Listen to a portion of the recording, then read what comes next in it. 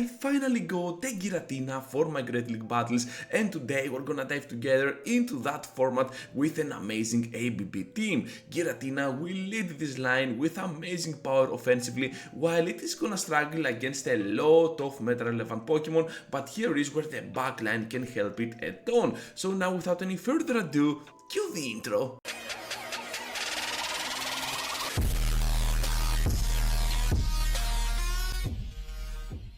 Let's begin now today's content with Giratina up in front. This Pokemon is very good offensively, but defensively it is gonna struggle a lot. Even some neutral moves like this RLAs is gonna hurt us a ton, so here it is, trainers, already below 50% even though we are a legendary Pokemon. It doesn't matter, Poliwrath with Shadow is coming in with those legacy counters to finish off the unfinished job against that Scrafty. So down they go eventually, because we can easily farm down completely with our Shadow power, and in the process we're just gonna keep going at it now with the Ice Winds to debuff the next Pokemon. Not only they blocked here, but also we can have the upper hand with the debuffs on the Lantern, because Giratina is coming into the battle, and of course having the shield advantage we can absolutely finish off the job with Feraligatr at the closing part. So here comes now the shield on the RLAs. This makes a lot of sense if you ask me, because all we need to do now is to charge up to a couple of those Hydro Cannons, one for the shield,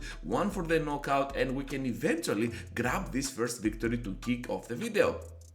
So now that they are shieldless, I'm just gonna charge up to the point that we can force the CMP, because I know that we need 5 of those Shadow Claws to get to a single Hydro Cannon, and they also need 5 of those wing attacks to get to their own. So now that we also have some extra energy, we managed to survive the surf and of course finish them off in a single blow. Into the next battle with perhaps one of the worst leads, if not the worst, that you can get with your Giratina. This Pokemon not only is a normal type, which means that whatever we throw is gonna be resisted, but also has access to Mudshot and Crunch, which is a pretty spammy combo and a pretty lethal one for our Giratina. So now with that in mind, we can switch out our Feraligatr, not our Poliwrath, because this time I want to keep my Poliwrath for the end game, just in case they switch out with Grident.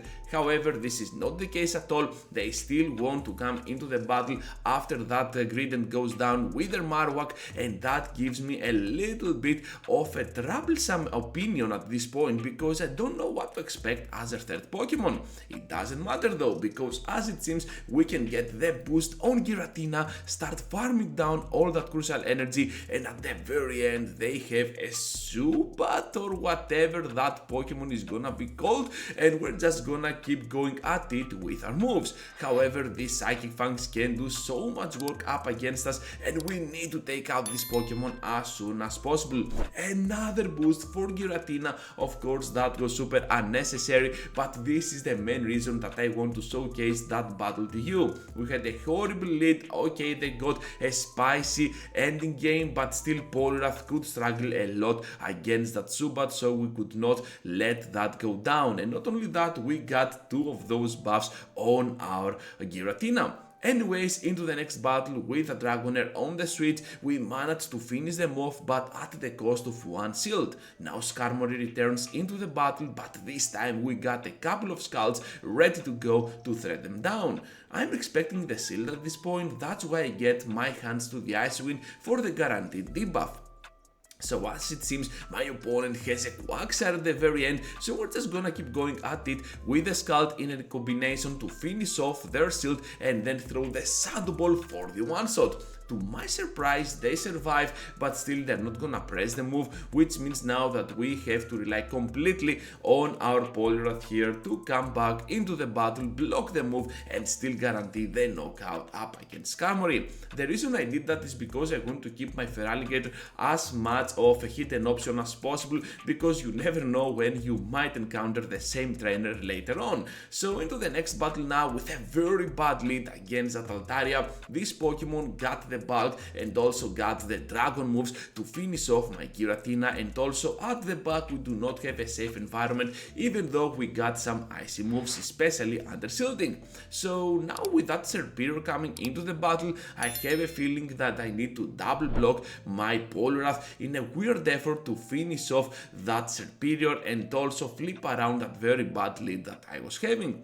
So they decide to come into the battle here with that Greninja, and I realize that my Giratina might actually be in a pickle, so I'm just gonna try to sacrifice it here for the greater good while I keep one move on my Poliwrath for the end game, especially when they have a dragon type like Altaria.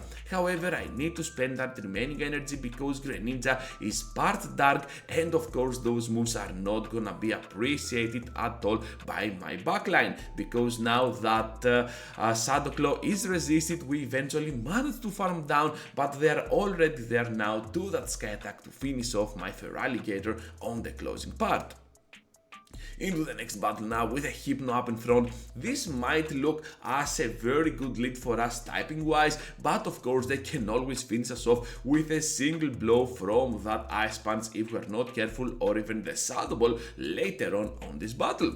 However, they decide to switch out to that Umbreon as they're trying to catch a move, I guess, and seeing the Hypno up in front and the Umbreon coming in as an aggressive switch makes me think that they either have a Vigoroth or a Scrafty on the end game. So what I want to do here is to farm up as much as possible without spending any shield at all, and then land the Scald on the return of the Hypno. Not only that, we managed to get our hands on that ominous wind to finish off the first shield out of their arsenal, and as it seems we can still keep going at it with our moves. Down they go with that shield, and now it all depends on what they might be having at the very end. And guess what, trainers? We were right. This is the standard ABB team that used to be pretty good a lot of seasons ago, with Hypno up in front and Double Dark at the back. Now this Hydro Cannon will do so much work up against their HP levels and of course their shields, so now by blocking just once the correct move and the foul play, we can absolutely have the upper hand over here. The battle is definitely not over yet, so they need one more confusion to reach to a charge attack, and we managed to get the knockout before that animation is completed. Skarmory now is a pretty neutral lead for us, able to get here now to the Shadow Ball, and let's see how they want to react, because if they take it, this is a massive win for us. Now we need to block whatever they throw, because a single Brave Bird might actually be the case, and it is. So after that weird debuff on their side, I have a feeling that they need to switch out no matter what. Dragonair is coming in, and we can easily snipe them down with the following counters from our Poliwhirl. So Poliwhirl here able to farm down not only Dragonair but also Skarmory and apply those debuffs now on that final Pokemon, and since they are switch locked in here with me, they cannot even switch out, not even locked I can say, because this is their final Pokemon. We can apply even more debuffs on their end. So here comes out the Stone Edge. I don't know why they did this, perhaps they have already lost all hope as it seems. Aqua Tail right after, not even the Mud Bomb, and of course we managed to finish them off in a very good effort, in a very good style, without showcasing around our Feraligatr as well. Into the final battle now, and we're having a Shadow Whiskas up against us. This might look like a perfect scenario for any dragon type out there, but trust me when I say this, even if they go for straight Scalds, they can easily beat us down, because that amazing Whiskas is super spammy and those Mud Bombs are always gonna be neutral, but I guess my opponent here tried to go first for that Scald just in case they can apply the debuff. So you can see here that they eventually beat us down on the one shield scenario, and I'm just fine with this because we can easily farm down right after some crucial energy with our Poliwrath. Poliwrath with energy can be absolutely fatal to a lot of Pokemon. Seeing the Sableye makes me think that I need to switch out immediately out of there, and now we have the perfect alignment, or not so much, against that Basidon, because our backline is pretty good against Basidon, and of course we can spam those Hydro Cannons to victory. I have a feeling though that my Feraligatr has already done its job. They have 0 shields now, we have 2, and all we need to do at this point is to reach to a couple of Scalds and absolutely grab this victory for us.